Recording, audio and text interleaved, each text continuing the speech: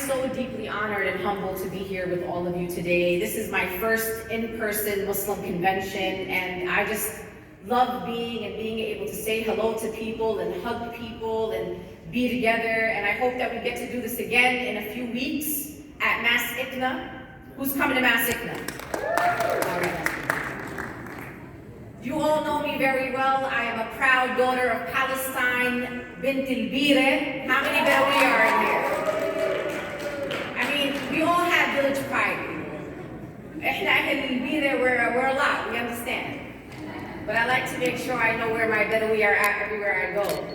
I am so proud to be here to support American Muslims for Palestine and this beautiful Palestine Convention, the largest convention for Palestinians in the country. And if you're asking me why we've gotten to where we've gotten to today, I will absolutely attribute that to much of the work that AMP and the leaders of AMP have done in the last few years. Sisters and brothers, we are in unprecedented times. We have a lot of pessimists in our community. People who tell you nothing changed, nothing happened, this is all talk, don't waste your time. We have a lot of that in the Muslim community. And I don't talk, I don't organize with pessimists in the Muslim community. Sisters and brothers, we have to learn to celebrate our accomplishments. And we have had many accomplishments. Oftentimes, we are giving our accomplishments away to other people and not attributing to where we got today from our Palestinian grandfathers who came to America and instilled in us the love of Palestine. The reason why your children know Palestine is because the work that you have done in your homes to teach your children about Palestine. Saving your money and sending your children to Palestine in the summertime to spend time with their grandparents, with their cousins, to learn Arabic. It is also because of you and the work that you have done. Sisters and brothers, you don't have to be an activist or an organizer or a leader of a Palestinian organization to attribute the success that we have had as a community also to the work that you have done. Sisters and brothers, we are starting to hear Israel described as an apartheid state more than we have ever heard that before. When we talk about AOC and Cori Bush and Rashida and Ilhan, these people are not magic. They don't just grow out of the ground and all of a sudden, surprise, we have members of Congress who are good on Palestine. They are good on Palestine because of the work that we have done in our communities, because of the power that we have built, because of the numbers of registered voters. We have built political influence in cities across America, and no longer will you run for Congress and not hold a position on the most important global social justice issue of our time, and that is Palestine. Sisters and brothers, we are hearing of congregations across the world who are divesting from from Israel. Academic institutions who are also engaging in divestment. We are watching media outlets, including outlets like CNN, who are forced into centering Palestinian voices. You know why? Because as someone said before, I don't need CNN. I have a social media platform. I will say what I want, when I want, anytime that I want. And when they see people with platforms and other people are following our platforms like they are Muhammad al-Qurd and Mun al-Qurd, they are forced to put Muhammad on national television to tell the Palestinian story. We are watching celebrities across the world who are standing with the Palestinian people, including women who are in pageants, who are Miss Greece and Miss Morocco and I don't know who are saying that they will not go to the Miss Universe pageant because it's being held in the state of Israel. Sisters and brothers, we've had a lot of evolution on Palestine. And I also attribute that to the young people. The young people on college campuses across America, and in particular to Students for Justice in Palestine. I salute you and the courage in the face of opposition every day on your college campuses, that you still are steadfast, standing up strong for your beloved Palestinian people. Sisters and brothers, this work is hard. Fighting for Palestine is not easy, and it comes with consequences.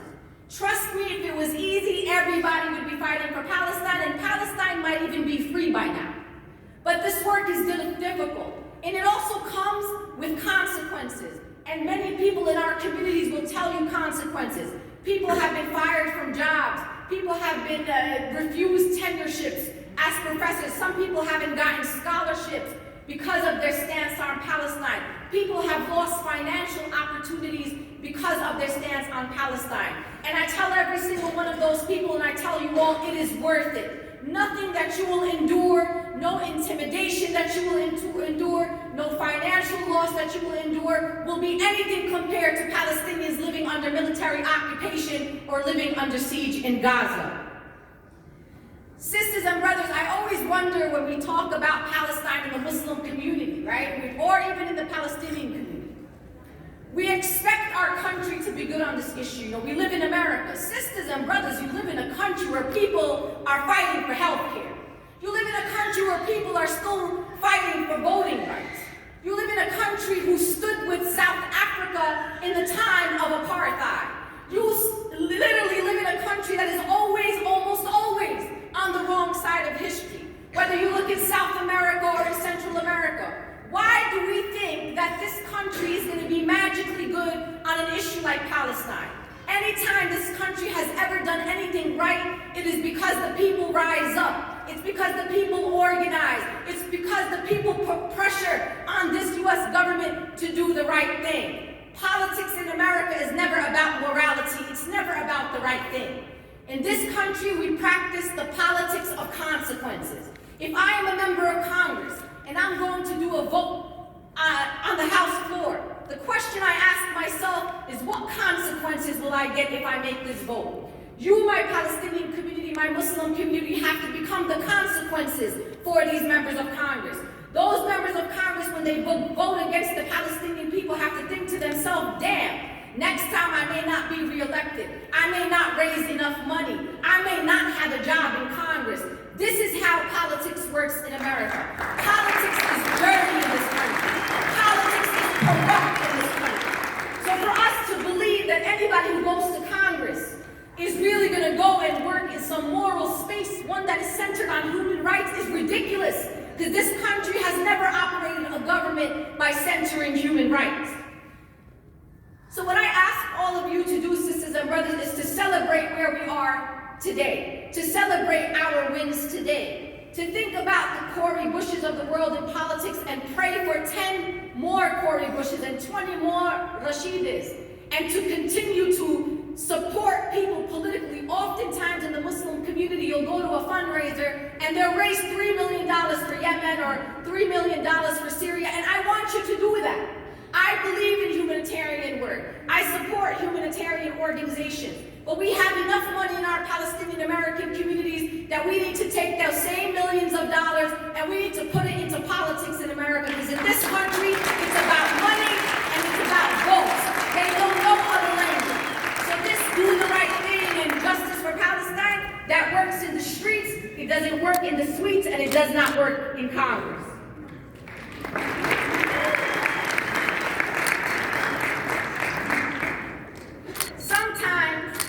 We're going to be disappointed.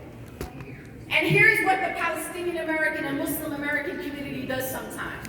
Sometimes a member of Congress that you may have liked a little bit does something that you don't agree with. And so what do? Nihrad.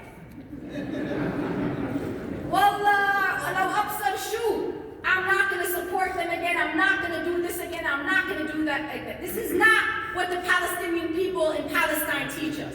You don't give up. You stay consistent. You educate. You call these members of Congress in. You don't walk away. Because what happens when you walk away and those people still get reelected, you know what they think to themselves? I guess I don't need these people. It looks like I can win without them.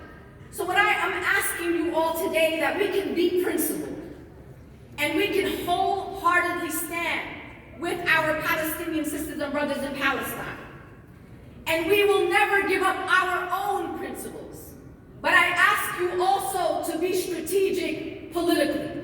And this is why it is important, the work that AMP does and their Action Fund does, to engage members of Congress politically to stand with the Palestinian people. Sisters and brothers, I have been the target of right-wing Zionists for a long time, and especially in these last 5 years when they saw me leading the Women's March on Washington. They couldn't believe that a Palestinian woman in a hijab myself to be unapologetically Palestinian American. Sisters and brothers, I have had Israeli spy firms hired by Sheldon Adelson to investigate me and my family. I have had opportunities taken from me. In fact, many of you know I wrote a book last year, and they tried to take my book from me. One of the things I told my editors and my publishers that I'm going to write this book, but before I sign any contracts, I'm going to talk about my Palestinian heritage, and I'm going to talk about the Nakba, and I'm going to talk about the history of my people. And the agreement that we have is that will not be edited out of my book.